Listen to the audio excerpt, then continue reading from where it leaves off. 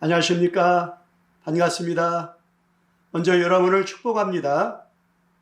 코로나19로 인해서 여전히 고통 중에 있지만 어제나 오늘이나 영원토록 변함없는 하나님의 은혜와 사랑이 여러분과 함께 하시기 바랍니다. 먼저 오늘 나눌 하나님의 말씀을 봉독해 드리겠습니다. 오늘은 시편 61편 2절의 말씀을 나누겠습니다. 내 마음이 약해질 때 땅끝에서부터 주께 부르짖으오니 나를 높은 바위에 인도하옵소서. 아멘. 이 말씀을 통하여 희망의 기도라는 제목으로 위로와 회복의 메시지를 나누고자 합니다. 한국 구세군의 제17대 사령관을 지내시고 구세군 영성신학의 대가이시며 천정없는 교회의 주인공으로 잘 알려진 분이 계십니다. 누구시죠? 네, 김석태 부장님이십니다. 그분이 쓴 저서 중에 예수전가란 책이 있습니다. 김석태 부장님은 그 책에서 예수전가 3집의 내용 중에 구세군의 영성운동이라는 지하의 글을 한국 구세군의 희망에 대해서 소개하고 있습니다. 구세군이 지구상에서 지난 150년 동안 하여온 것이 곧 영성운동인데 지금 이 용어를 성결운동으로 사용해 온 것으로 생각된다. 온전한 성결은 완전한 구원을 의미하는 것인데 완전한 구원은 나 혼자만의 구원을 뜻하지 않는다 라고 말하고 있습니다. 그는 계속해서 말하기를 우리의 구원은 개인적이며 나가서 사회적이어야 하는데 내가 구원받은 것은 남을 구원하기 위함이라는 구세군의 정의가 이를 잘 대변해 주고 있다라고 구세군의 희망을 이야기하고 있습니다. 자, 여기서 그가 말하고 있는 구세군인들의 최고의 희망은 성결이라는 것입니다. 그러면서 구세군은 성결은 구령적이며 전투적이며 순교적 성결이며 봉사적 성결이라고 언급합니다. 그리고 말하기를 결국 구령을 위한 영문의 사업이나 사회사업이 구세군의 성결운동으로 나타나야 하겠다라고 기록을 합니다.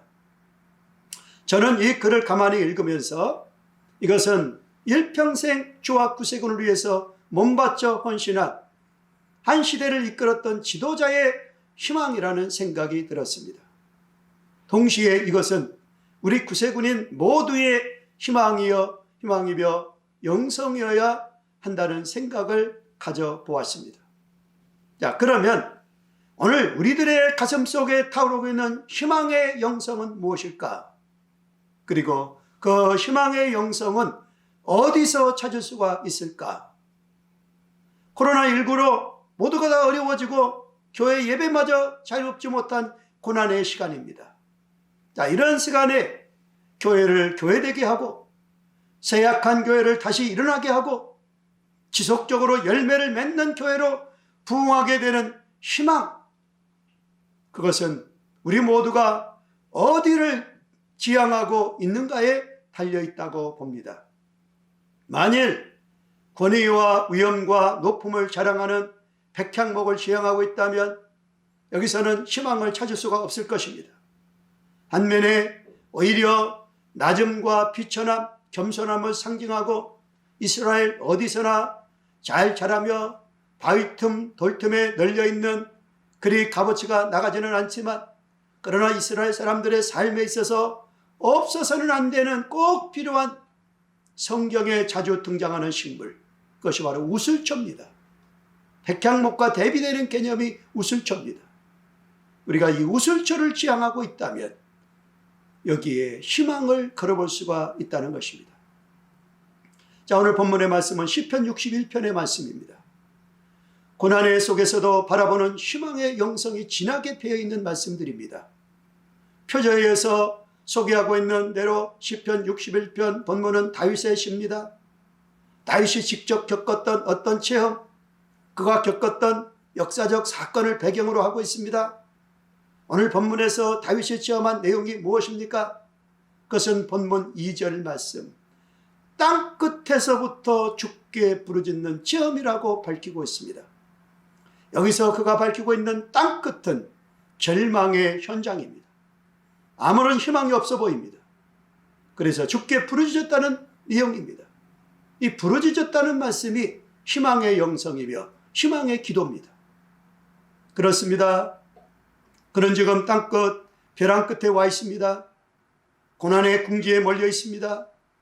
더 이상 앞으로 나갈 길이 없습니다. 그래서 마음까지 약해져 있다고 고백합니다. 2절 말씀에 내 마음이 약해질 때라고 말합니다. 개역성경에는 더 실감나는 용어로 내 마음이 눌릴 때라고 하였습니다. 그에게 닥친 절망이 얼마나 큰지, 그 마음의 무거운 고통이 어떤 물건으로 마음을 짓누르고 있는 듯한 고통 중에 있음을 토로하고 있습니다. 오늘 본문은 겉으로 보기에는 하나님을 신실하게 믿는 한 그리스도인이 그의 삶에서 겪고 있는 고난 중에 부르짖는 내용처럼 보입니다. 그러나 또 다른 측면에서 보면 오늘 본문의 말씀은 결코 절망의 기도가 아닙니다. 오히려 절망을 극복한 희망의 기도입니다. 앞뒤 좌우가 다 막혀 있습니다. 더 이상 돌파구가 없습니다. 이런 최악의 상황에서 다윗이 가진 믿음과 영성, 그것이 바로 희망의 영성입니다. 그 희망은 어디서부터 옵니까? 그는 고난 중에 주님을 바라보았습니다. 그리고 주께 부르짖었습니다. 그랬더니 희망이 보였다는 고백입니다.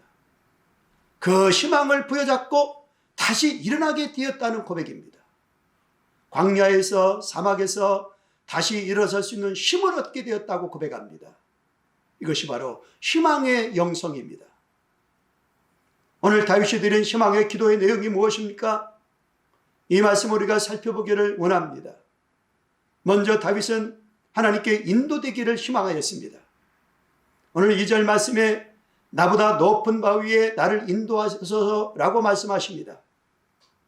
이 시편은 다윗이 왕이 된 이후에 지은 내용입니다. 그는 한동안 자기의 높음을 자랑하며 살아왔습니다. 한때 그의 삶은 아름다운 환희의 노래였습니다. 그의 머리에는 하늘은 언제나 청명하고 맑았습니다. 그런데 어느 날 예기치 않은 고난이 찾아왔다는 것입니다. 그때에 그가 한 것이 무엇입니까? 그것이 바로 희망의 기도입니다. 뭐라고 기도하였습니까? 사랑하시는 주님, 나보다 높은 바위로 나를 인도하소서라고 희망을 드리고 있습니다. 저 높은 곳에 계신 주님을 바라보았습니다. 고난의 골짜기에서 원치 않게 찾아온 고통의 순간에서 삶의 절망과 고통과 역경을 경험할 때 다가오는 희망이 있습니다. 그 희망이 무엇입니까? 그것은 바로 저 높은 곳을 향하여 바라보는 희망입니다. 사랑하신 여러분, 그렇게 보면 우리에게 닥친 고통과 역경은 우리의 시선을 하나님께 향하도록 하는 희망의 기회임을 믿습니다. 고난 사역의 이제 골짜기에서 고통과 역경을 통하여 하나님을 바라보는 것 자체가 얼마나 큰 희망이며 은혜입니까? 하나님의 사역을 하는 우리들도 때로 일을 하다 보면 이런 고난을 경험할 수가 있습니다. 그러나 이와 같은 상황이 있을 때에 우리가 가져야 하는 믿음이 바로 희망의 영성입니다.